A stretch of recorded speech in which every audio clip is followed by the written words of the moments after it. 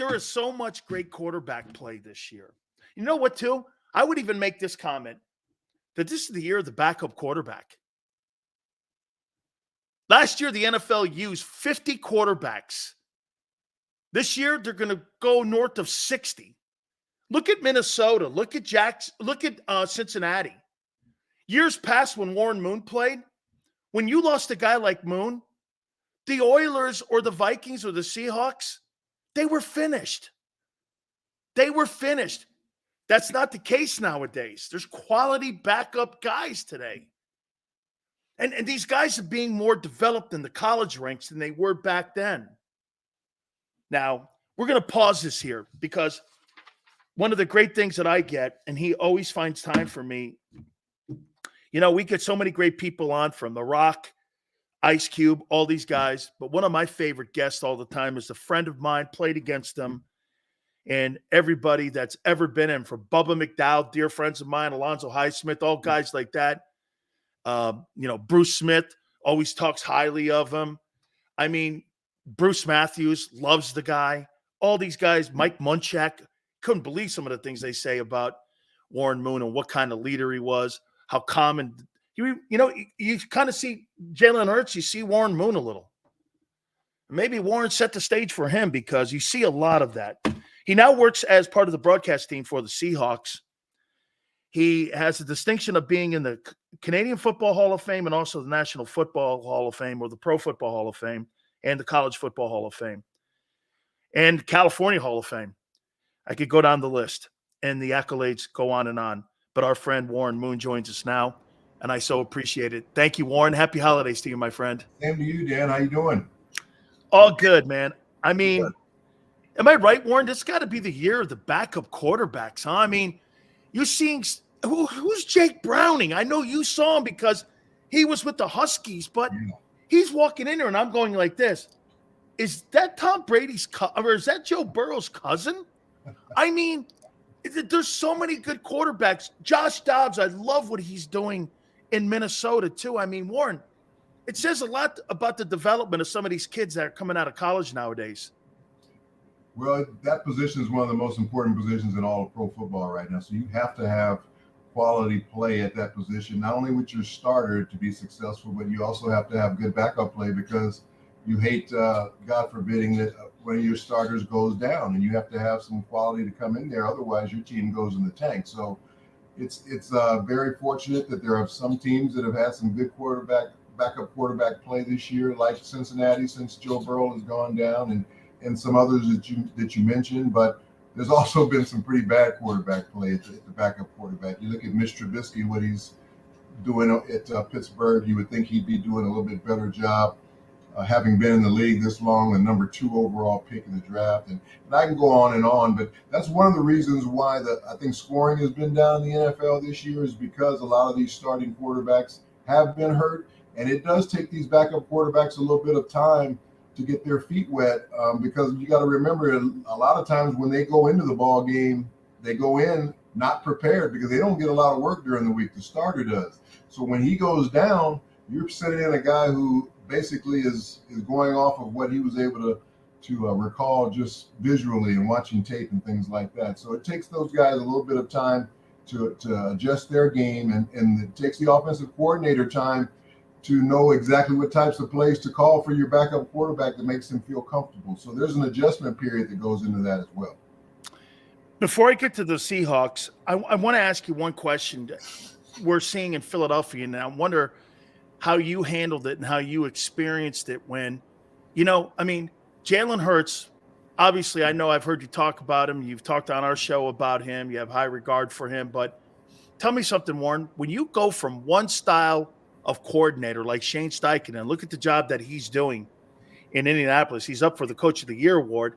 And then you add a very inexperienced Brian Johnson. I'm not saying that you don't think Brian Johnson will one day become a superstar coordinator. But when I look around the league, I look at Brock Purdy, Kyle Shanahan. I look at what they're doing in Baltimore with Lamar Jackson. They got a quality coordinator there. Andy Reid with Mahomes. I mean, it goes down the list of having really good coordinators. How hard is that to go from one coordinator and an experienced one.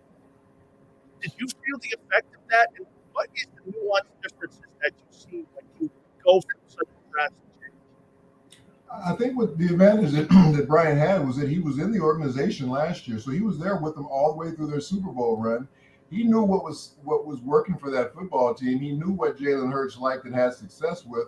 So it shouldn't have been that difficult a transition for him to take over. But you also have to remember every coordinator has in their mind what they want to do. So sometimes your philosophy and your idea of what you want an offense to look like might be different than what you were taking over. So they just need to get back to playing the Philadelphia Eagle type of football, which I think is running the football more. It all starts with the running game, and that's what they did very well last year. And then all of a sudden now the RPO game becomes very successful because everybody's trying to play the run, and the play action game becomes successful because everybody's trying to stop the run.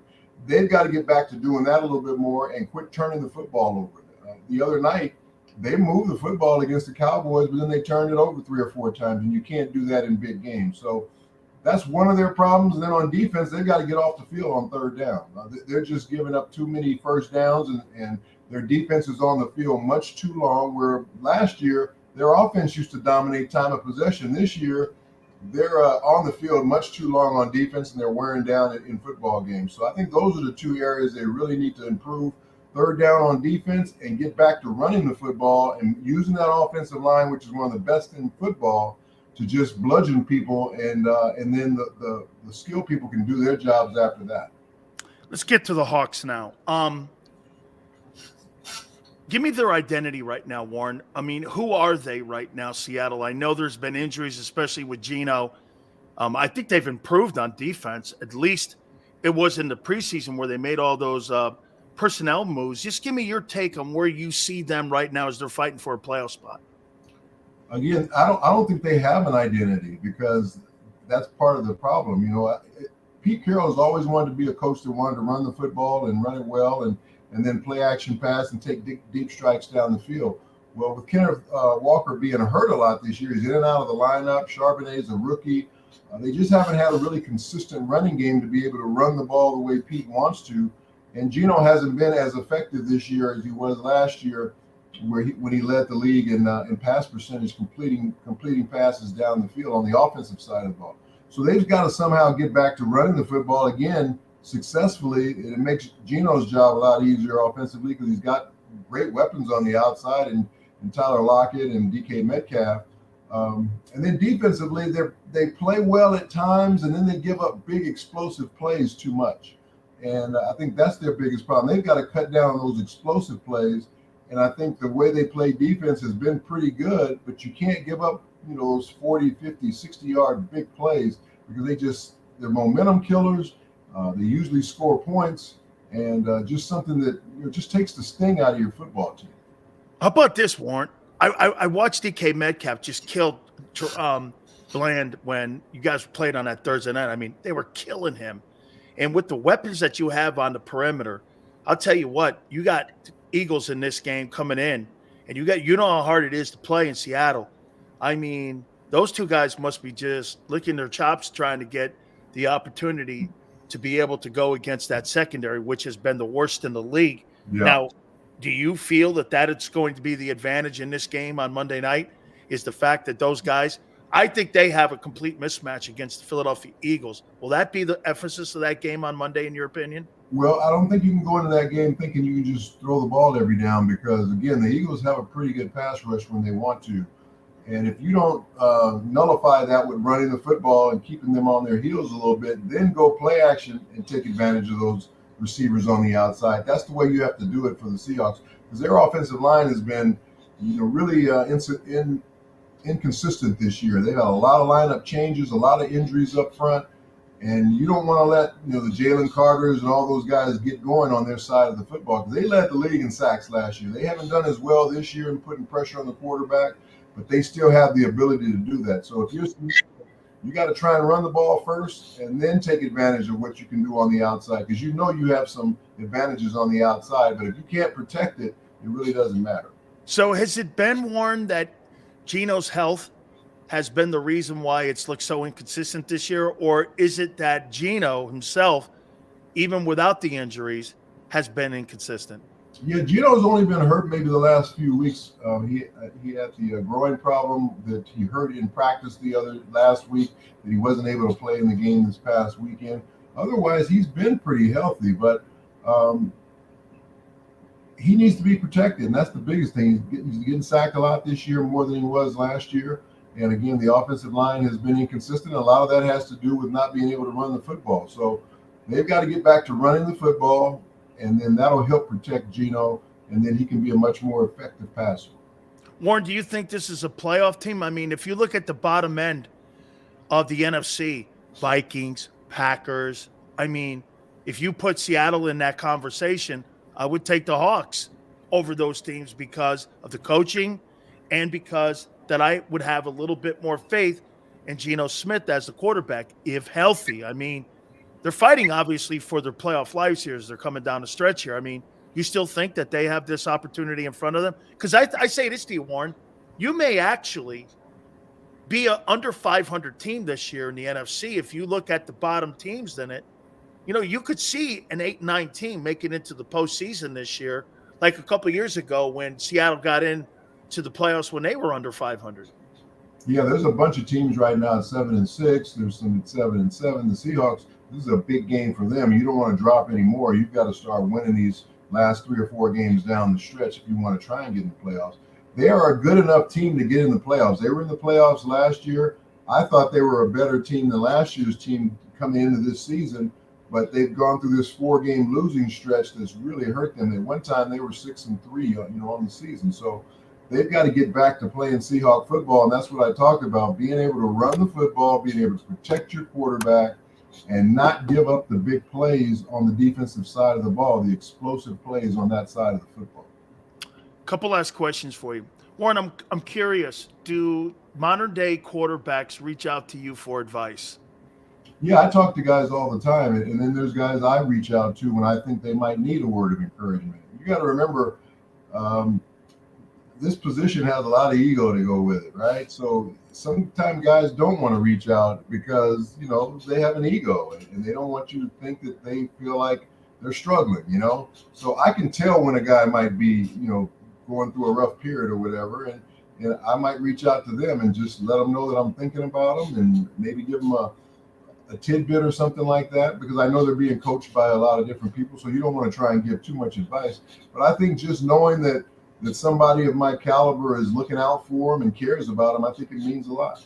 I think because of your journey too, Warren. I mean, one thing I will always tell people when people ask me about Warren Moon, I'm like, he had a Tony Dungy mentality about himself and the way he carried himself when he was on the huddle and when he was on the sidelines and he was in life. You never knew, and he never panicked. I think that's the one quality that I would say that you need in that position is that, and that's what you're seeing right now, I think, with Jalen Hurts a little bit in Philly, is that, Warren, as bad the last 2 weeks have been, they've been killed. Yeah. The one thing that you're seeing is you're not seeing your leader panic. No. And that's what's great about him. His demeanor never changes. You see him after a win, he could have had a 5-touchdown, game. He threw for 3 and ran for 2. He's going to come in that press conference, and it's all about, we did what we were supposed to do today. We can always get better. I love the calm about him, and that's what you have to be at that position because, Danny, you know how it is in those trenches because you played in there. It's chaos in there. It's collisions. It's violent. It's everything. So when you have all these men, big grown men playing this violent physical style of football, somebody's got to be that calming influence. And usually you look to your quarterback to be that guy. If he's okay, then you feel like your team is going to be okay, regardless of what else is going on. So that's what I always tried to be. And I think that's what Jalen tries to be too. Absolutely. You got to be thrilled with your Huskies in the Final Four. Man, am I happy about what they're doing? Go Dogs! I mean, Kalen DeBoer is coming here, and he's 18-2. Danny is a head coach here at the University of Washington since he's been here. Perfect season this year. They've got their hands full with a very talented Texas team coming up in the Sugar Bowl, but they have confidence that they beat them in the Alamo Bowl last year. So it's going to be a good football game. But I'm just so proud of the way he's built this program back to what it needs to be when I was there in the Don James era, Michael Penix, is he that good? He's pretty dang good. He really, really is. I think Is he an NFL quarterback, Warren? The only thing that's hurting him is his injury history. That's what people keep pointing to, that he's had, a knee injury, he's had a shoulder injury, and but he's come back from those very strong, and he throws as pretty a ball as I've ever seen, and he's very accurate. He has mobility, but I think he worries about maybe running a little bit too much because he might get hurt again. So if he ever wants to use that ability, it's there for him, but he tries to stay in the pocket and throw the football as much as he can. But yeah, he's got NFL ability, no question about it. Well, as I close up, my two favorite Washington Husky quarterbacks, Warren Moon 1 and Sonny Six Killer 2. Those are my those are my two favorite. How's Crescent Moon doing, Warren? Everything is going great. We're just gearing up to get ready for a golf tournament coming up in April, which is our big fundraiser to provide scholarships for underprivileged kids. And I just got inducted into the Houston Sports Hall of Fame, so I'm getting ready to do that ceremony here in January. So it's been a pretty good time. I just had my 9th grandchild born. It's been a pretty good month of November and December for me. Holy cow. So let me see what his wardrobe looks like now. Pro football jacket, Canadian jacket, California jacket, now Houston. I mean, there's probably 10 more. I mean, you got a whole wardrobe full of Hall of Fame jackets. Hey, that's all right. You know what? I don't wear them all very much, but it's nice to know you have them in your closet because that means you've done something pretty special. Absolutely. Warren, happy holidays to you, my friend. Thank you for finding time. I know you're always swamped, but you always find time for us. Thank you, my friend. It's an honor to be your friend. Danny, you do a great job, man. You keep people informed, and I love coming on your show. Happy holidays to you and your family, and be safe out there, right? You got it. The great and legendary Warren Moon, who I admire more than anybody, man. He is absolutely special. Please hit the like button. Keep it here on the National Football Show. Philly 500 coming up next. Eat chicken wings, buy Hooters things. Christmas is near, shop, have a beer. Christmas shopping shouldn't be hard. Give your friends a Hooters gift card. This year, stuff their stockings and yours too with a one-size-fits-all gift card. Buy a $25 Hooters gift card and receive a $5 Santa's bonus card. Make it Hooters for the holidays. Eat chicken wings, buy Hooters things. Christmas is near, gift cards are here. Good at Hooters everywhere now. Hooters gifts are always favored.